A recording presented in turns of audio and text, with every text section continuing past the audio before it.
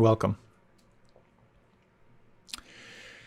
Many, many years ago, as I have mentioned many times, perhaps ad nauseum, I lived in a spiritual community, in particular, Kripalu Center, or the Kripalu Yoga Ashram back in those days. And yoga was kind of a booming thing back then. When I moved in, no one really knew what yoga was. Most people assumed it was a cultured dairy product, but it was booming at that time. So our little ashram grew and grew and grew, and then we actually outgrew a facility. We moved from a funky little camp in Pennsylvania up to this 5 acres under one roof former Jesuit seminary in Western Massachusetts, and then we grew even more. So being a member of that community was kind of like being in a boom time of any business that's just growing, and it was a great opportunity to take on new things. Sometimes things I really didn't want to take on, but at one point it was like, okay, we need someone to do fundraising. So I did fundraising for a couple of years, and then there was this recognition, like, because we're growing so fast, there's so little coordination among all the departments. And so everyone was sending out their own individual mailings, and we were having people complaining, saying, hey, I'm getting 3 letters a day, one about fundraising and one about new programs and another one about this. So I was given this task, for which I was not well prepared, to do an assessment of all of our communications going out, and then to look at how we might condense it into like one publication, perhaps a magazine.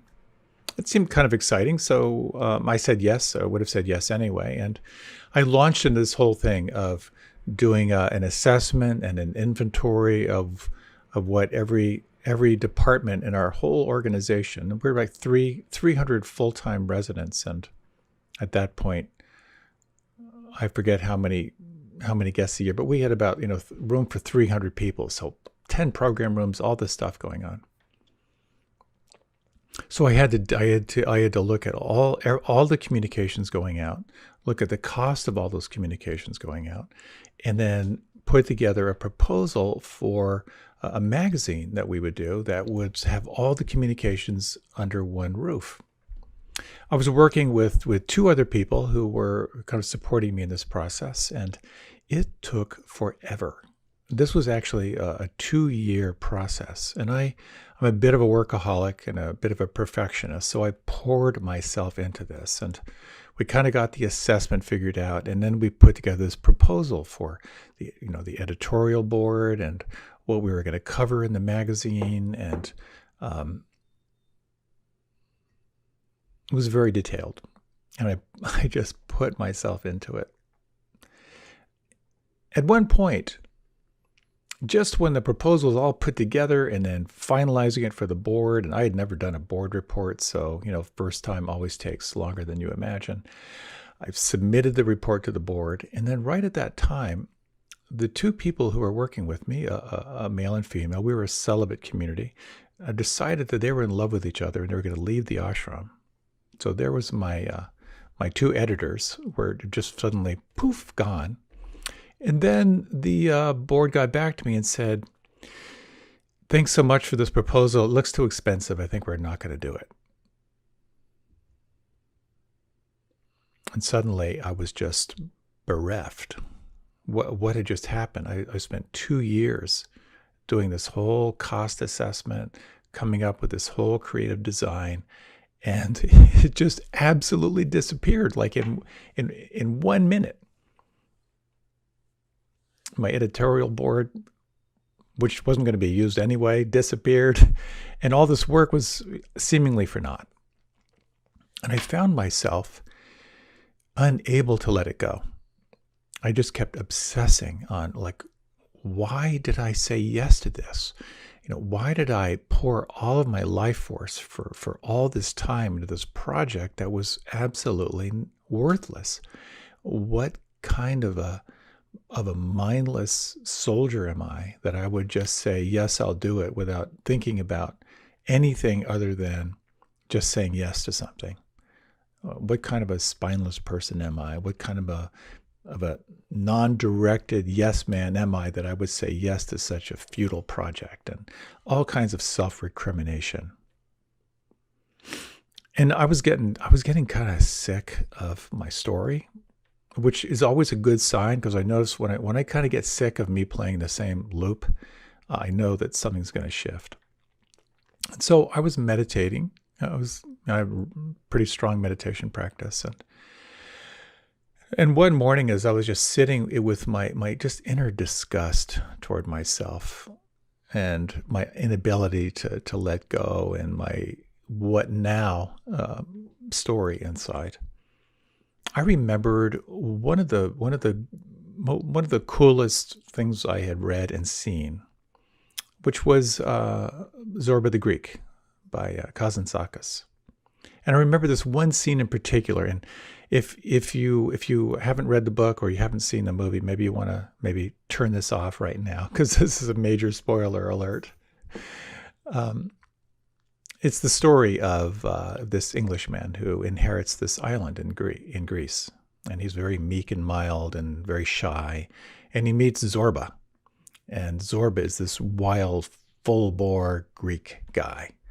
And Zorba says stuff like, to be alive is to loosen your belt and look for trouble. He just wades right into it.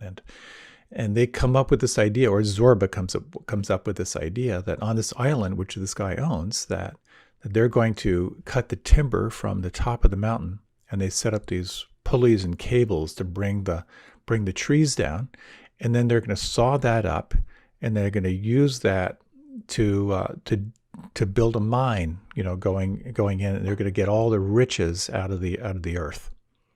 So they spend every last penny that this guy has for this contraption that they've built. And the whole village is there, and the priest is there. And they send down the first tree, and everything's very, very, very shaky. And all the villagers are afraid. They jump back. And they send down the next tree. It's even shakier. And these trees they're coming down on these pulleys and cables.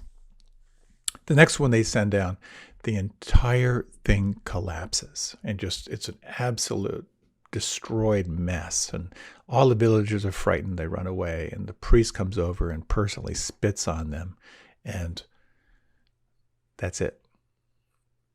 All their money is invested into this project. It's an utter catastrophe. Society has utterly rejected them. And they're just standing there on the beach on this island looking at each other. And Zorba, after a long pause, goes,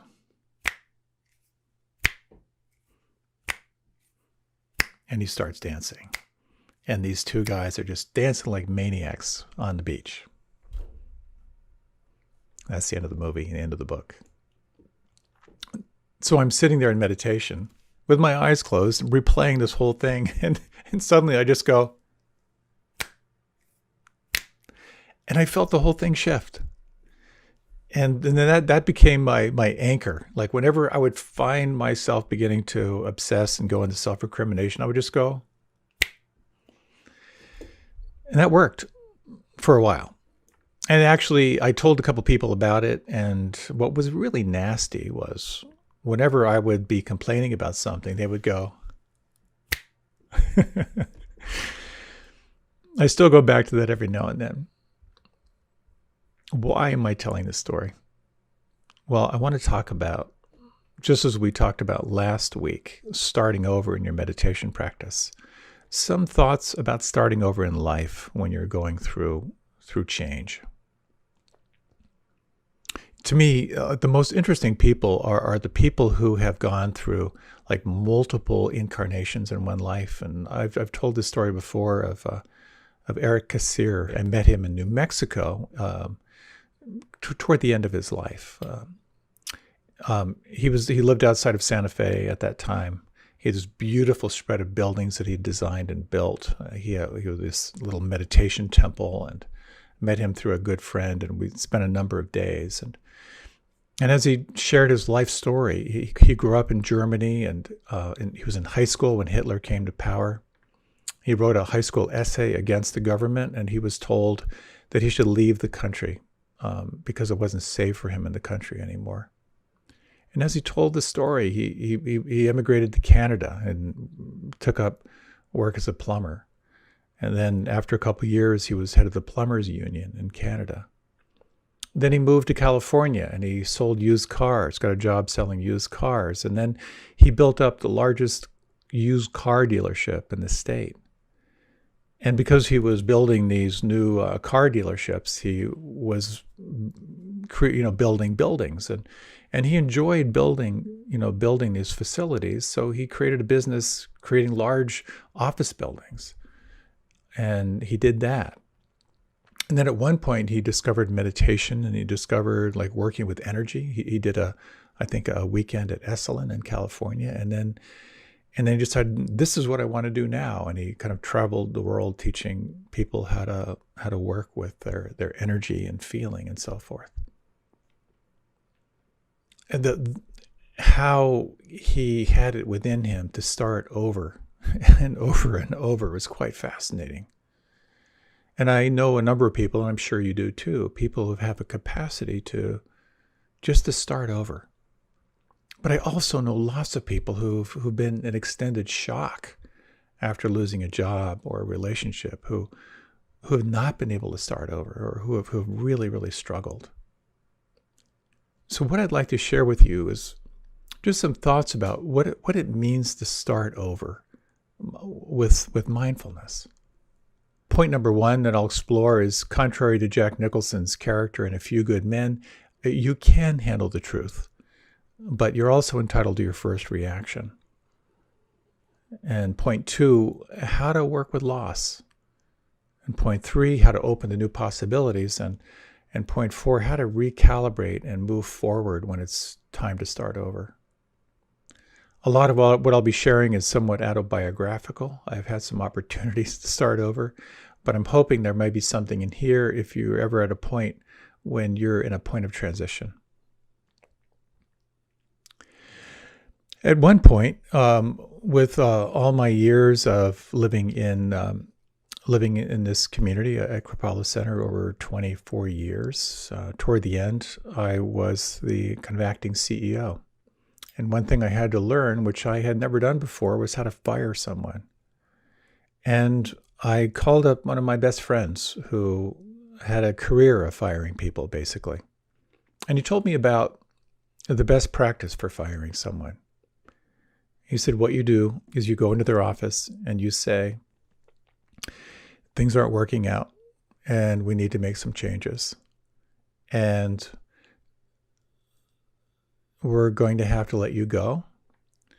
But what I want to do is for you to take some time and just reflect, and let's find a time when we can meet and talk about the next steps, because I want to find a way to support you so your transition is going to be as smooth as possible. And then he said, and then leave. He said, it's so important you let them have their first reaction. And what he said was how before he learned how to do this, he would, the first time actually was really poignant for him. It was like he hired someone who was one of his best friends, and he had to let him go. And his friend went into every reaction every reaction possible, from anger to tears, and they were crying together. And he realized later that's not the way to do it. Some people will go into anger. Some people go into shock. Some people go into despair. But what he found was to let someone know the bad news, let them have their reaction, and then to meet later was a much more respectful way to kind of go through that process. And I can imagine for you, when you've gone through loss, whether either a loss of a job or loss of someone you love, what was your first reaction? What was your second reaction? Chances are you may have felt despair or anger or hopelessness or depression. Our first reaction is an important thing to be aware of and make room for. These teachings say that suffering comes from attachment.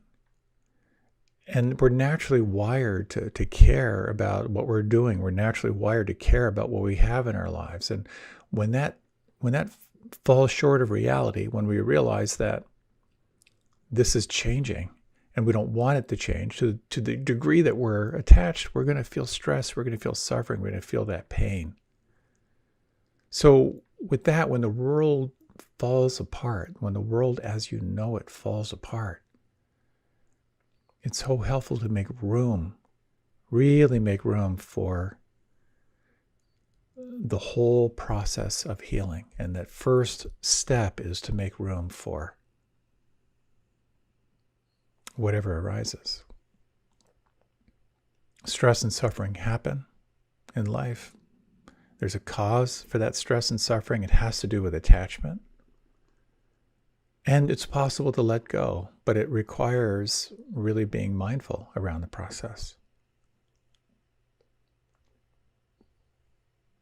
Quite often, we have trouble handling the first shock when it comes to loss and having to start over again. And we go into a stress response. Either we get locked into anger, aversion, ill will, and blame, or we utterly disassociate from what's happening, or we freeze up inside. Bringing awareness and bringing some compassion to that can be so, so helpful. In my years of living in community, I had an arranged marriage, which is kind of a wild thing in the West, to a wonderful person. We're no longer married, but a wonderful person. And at one point, she was 8.5 months pregnant with a vibrant, bouncy little baby. And then one morning, there was just no movement. And I will never forget going into the doctor for the ultrasound and the doctor saying, "I'm sorry, your baby's dead," of the absolute blinding grief, that searing experience of loss, the whole story that I had built up, that we had built up. The first reaction was absolutely stunned. But then life moves on. And it's so easy to move on too quickly. And one of the things I so admire about my then wife was how she truly allowed herself to grieve. Khalil Gibran said, if you do not grieve fully, you will cry but not all your tears, and you will laugh but not all your laughter. And she allowed herself to feel it fully. And it took years. It truly took years for her. She's an artist, a singer, a dancer, and it began to move through. And at some point, what really drew her alive was returning for her back to acting and dancing and teaching. And on top of that, we had a major crisis in the community where it turned out that the teacher was not in full integrity. I'll just leave it at that. And he was asked to leave, and we were asked to leave. The entire facility was going through a very, very profound transformation. So that was quite a time of having to start over. So when something is taken away, a job, a relationship, a project, you will react. And you are entitled to that reaction. And if you don't make room for it fully, it will always be there. It'll always be there. I once did a weekend seminar, a very intense seminar. And there was a woman who would quite often raise her hand. And she would object to something that was being spoken. And she would say, well, when I went through my divorce, this is what my husband told me, and da da da da da. And then again, she'd raise her hand and say, well, my husband told me when we divorced. And she kept referencing her divorce. And obviously, it was very, very clear that she was very wounded around this. And she was so vocal, it was starting to annoy people a little bit. And at one point, the guy leading this seminar, as he was taking yet another question from her, he said, let me just ask a question. When did you divorce? And she said, 37 years ago. If we don't grieve fully, if we don't process what's arising in the midst of any change or transformation, then we're kind of doomed to kind of carry those unhealed wounds with us. And so the main point here is that when you feel that void of unknowing, ask yourself if you can stay there.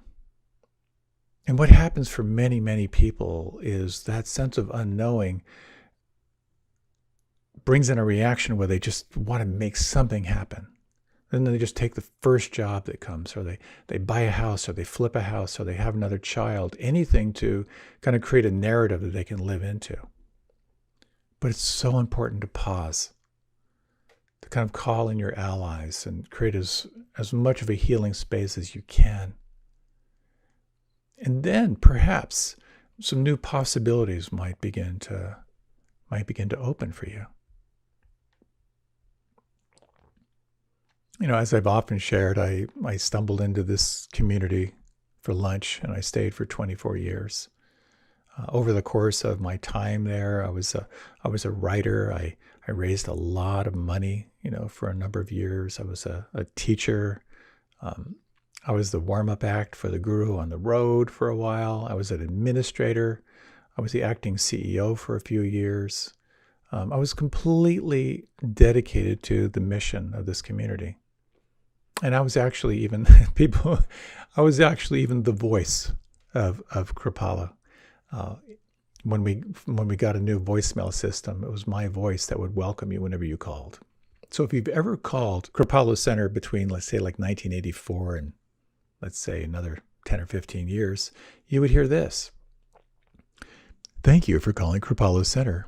If you're calling from a touch-tone phone and know the 3-digit extension number of the person you're calling, please enter that extension number now.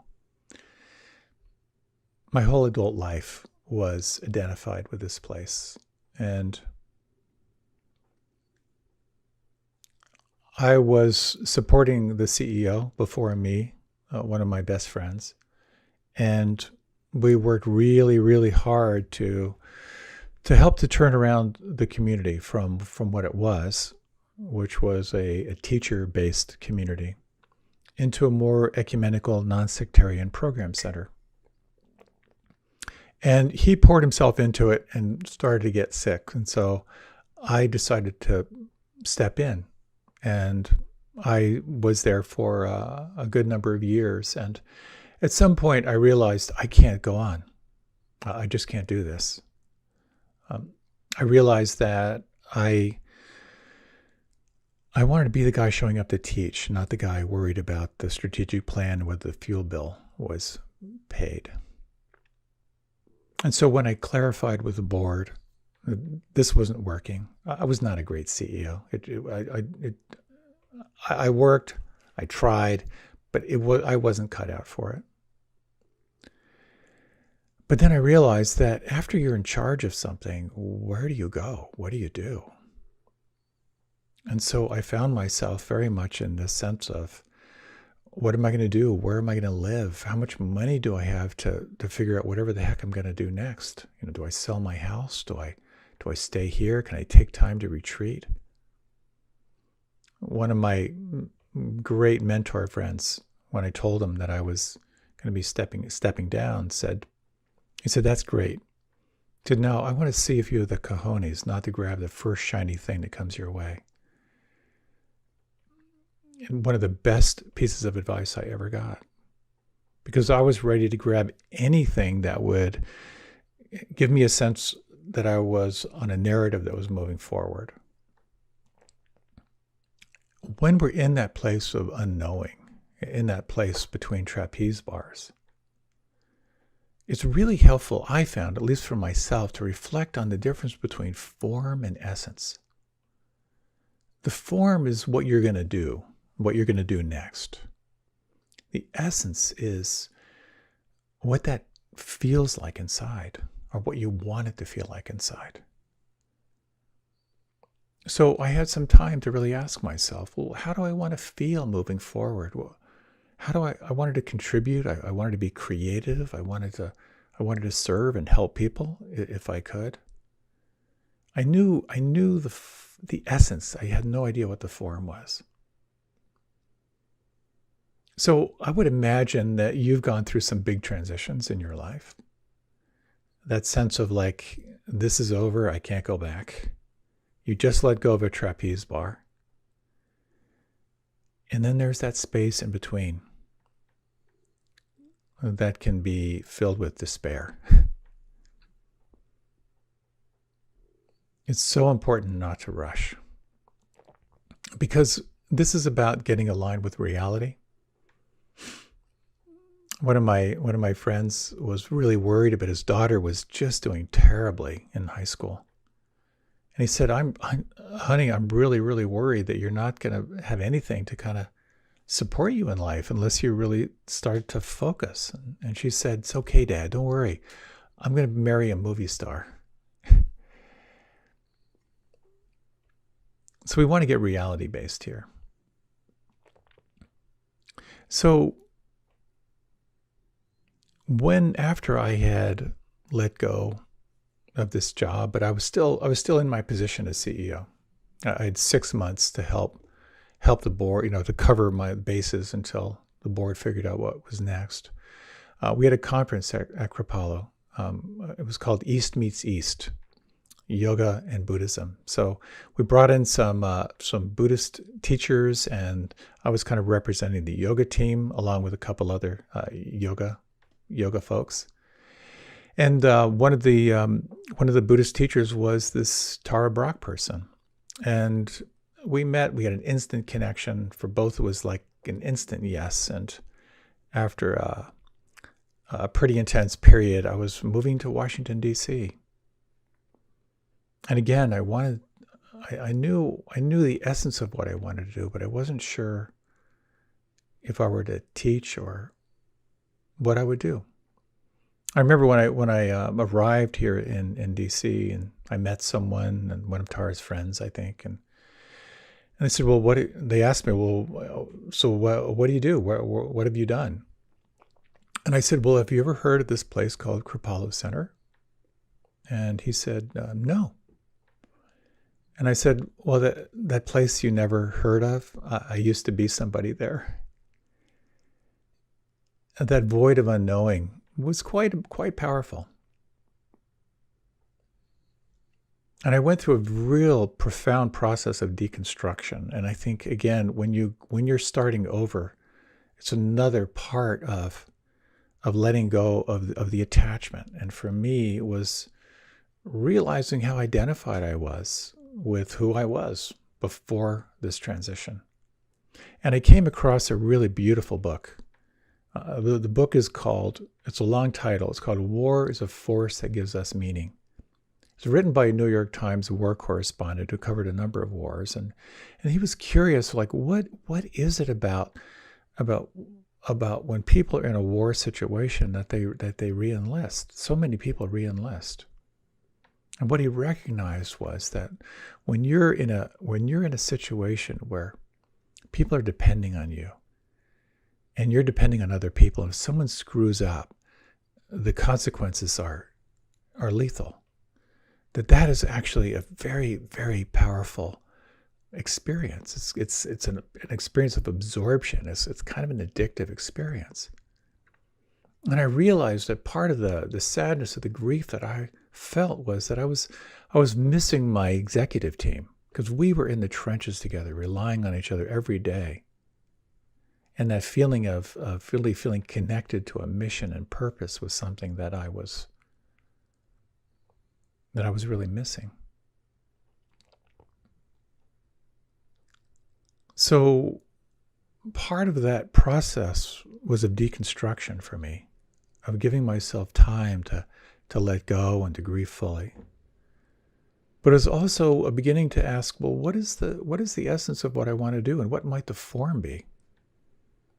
And so I created this little rule and I'd done this before when I realized, hey, I want to develop myself as a teacher, where I just said to the universe, I will teach anything to anyone, anytime, anywhere. And so whatever invitation there was, the answer was yes. I did this for about a year. So I was doing junior high school health and wellness days, talking to seventh and eighth graders about meditation and trying to find a way to connect with them. I was going into to a group of therapists who wanted to hear about mindfulness. I started a little class to see if maybe this is something I want to do just locally. I got to do an 8-week series for the DC Superior Court justices on mindfulness, and I began to get a sense of what do I do? What do I want to do more of? What do I want to begin to wean? And things began to shift. And I found myself doing more and more of what I really enjoy, and I am so enjoying my life. So starting over, there are a few things I'd like to offer. Again, there's so much to say about starting over in life, but a couple points I'd like to make. The first one is recognizing that it's about what's happening, but it's also about how you're relating to what's happening. And reality is based on your perceptions. There's a very big difference between why is this happening to me and what did I do wrong, to asking yourself, well, what's great about this? Or what could be great about this? Where's the opportunity here? And I remember in a particular feeling of dread after I was letting go of my whole 24 years of identity with this community, a little voice said, 2 years from now, you're going to look back and say, this is the best thing that ever happened to you. And I remember that, and I really kind of installed that as a kind of an anchor for myself. It was absolutely true. It absolutely was the best thing that ever could have happened to me. So to really ask yourself, whenever you're in transition, what's great about this? Or what could be great about it? Where are the opportunities here? The next thing you might explore is the reality of what are the challenges that you have? What will it take in the short term for you to survive? What support do you need to help you in the short term and in the long term? It was very interesting. Maslow's hierarchy of needs is a wonderful metaphor of how if you're concerned about your physical safety and where your next meal is coming from, it's impossible to feel creativity or feel any sense of gratitude or spirituality or spiritual expression. So to really ensure, what do you need to feel safe in the short term that is going to support you in moving forward? The mentor I had mentioned earlier offered me another wonderful thing, and part of his strategy in life was to figure out who his anchor customers were. His career was in sales, and he said you figure out your anchor customers, and the anchor customers or the anchor customer is the one who pays your bills. He said now your next thing is to focus on making them really happy with as little time and energy as possible, which will free you up for your R&D, your research and development. So establishing that sense of safety, where you feel safe enough, where you can cover the bases, that's going to allow you to kind of open up more of your creativity, more of your intuitive faculties, is so important. The next thing to think about is when you're in a time of transition and starting over is, What's important to you? What are your values? And for some, it's not so much about the work as it is about the work supporting their life. The work is what allows them to live. Ken Wilber, the incredible author, in the beginning of his writing career, chose mindless jobs. He just wanted jobs that didn't require a lot of intellectual ability so that he could kind of ruminate and reflect on the work that he was doing in his writing. And I know a good number of people who they expressly want to have a job that they can leave where it is so that they can live their life. One person I know said, I want a job that I can leave at work so I can be there for my 3 kids and my wife. Having that as a value and a priority was very, very helpful for him. The other is to ask yourself, what kind of people do you want to work with? There's some beautiful teachings around right livelihood, through this lens of the Buddhist tradition. And essentially, it's like right livelihood is asking yourself, is what you're offering life enhancing? Is what you're offering serving? Also, another part of starting over is to really reflect on not only what is most going to support you in the short term, not only to create the space for you to deconstruct the old self and take time to reflect on what most enlivens you and what most calls you, reflect on the essence, the feeling that you want to be experiencing as you move forward. But it's also very, very helpful to create structure for yourself. It's what many, many people find, certainly what I found. What are the next steps? What's most important to prioritize? What allies would be most helpful for you? Do you need training? Do you need coaching? And one of the most important elements that I have found, I know many people have found, is to really explore, number one, motivation, and second, the habits that move you forward. And the motivation can be why. The why. Why do you want to move forward? And how do you want to feel at the end of your life as you look back? And if you're exploring a possibility, ask yourself, well, why is this important to me? That will help you to kind of sense whether there's passion for you.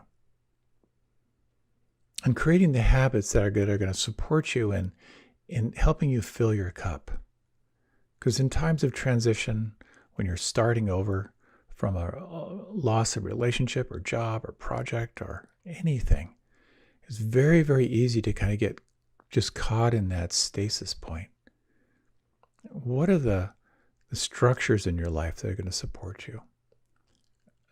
What are the disciplines that are going to help you kind of build up your energy, fill your cup so you're overflowing? And how can you keep your sense of aliveness and positivity flowing?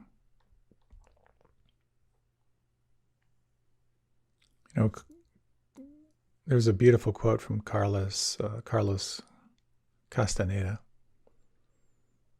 who said that whatever you choose, you have to choose a path with heart. He said, if it doesn't have heart, it's worthless. So whenever you sense that which is calling you forward,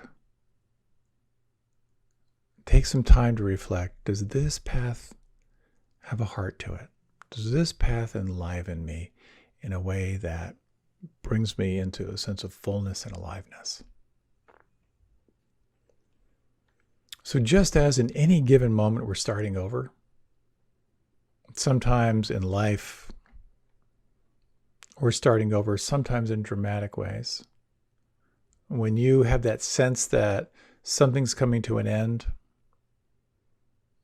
At some point, you have to let go of this trapeze bar, and you're hoping there's another one out there. It can be helpful to reflect on your perception. Where's the opportunity? What could be great about this? And to ask yourself what's most important, how you want to feel at the end, and what's going to help you move forward. Let's take a few moments. We're going to end with just a few minutes of meditation. If you'd like, you can close your eyes.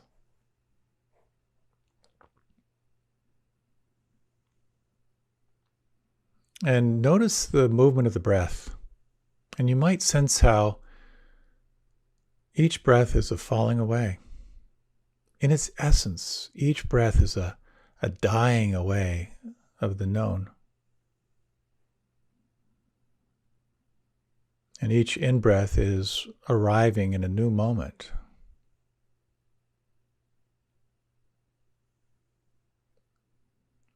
When you deeply and fully relax,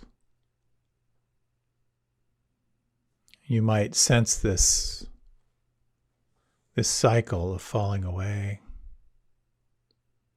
and re-arriving.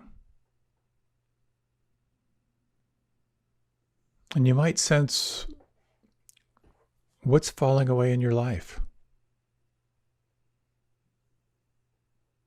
What's changing?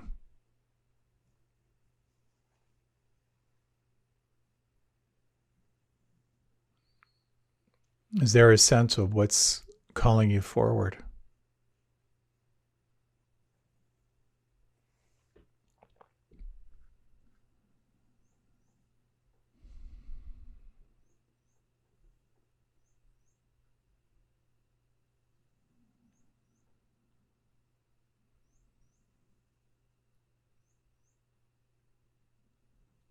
And reflecting on these four essential teachings, the four cornerstones of this practice. And whenever you're going through any kind of transition, acknowledging that the stress of life is part of the human experience. Fear, anxiety, all the different plays of emotion. And that when you really slow down and pay attention, that wherever there is stress or any form of suffering, that there is something here at the cause. It has something to do with identification, with holding on.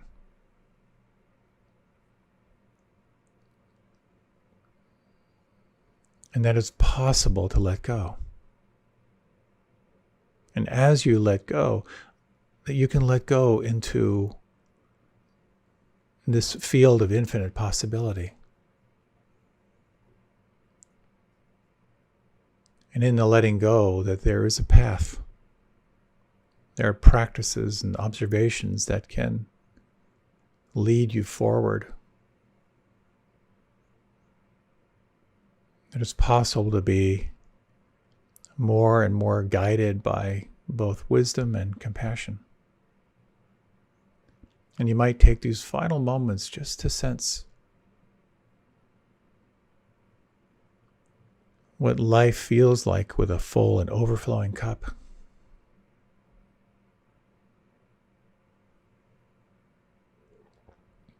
And in your own way, wishing yourself well in your journey.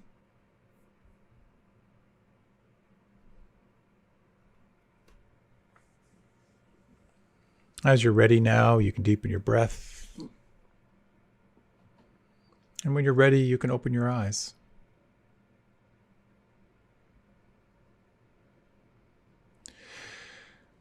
Whatever changes you're going through in your life, however you are starting over, I so wish you well in your journey. Thank you so much for your time and attention. Many blessings, and I look forward to being with you again. Happy trails.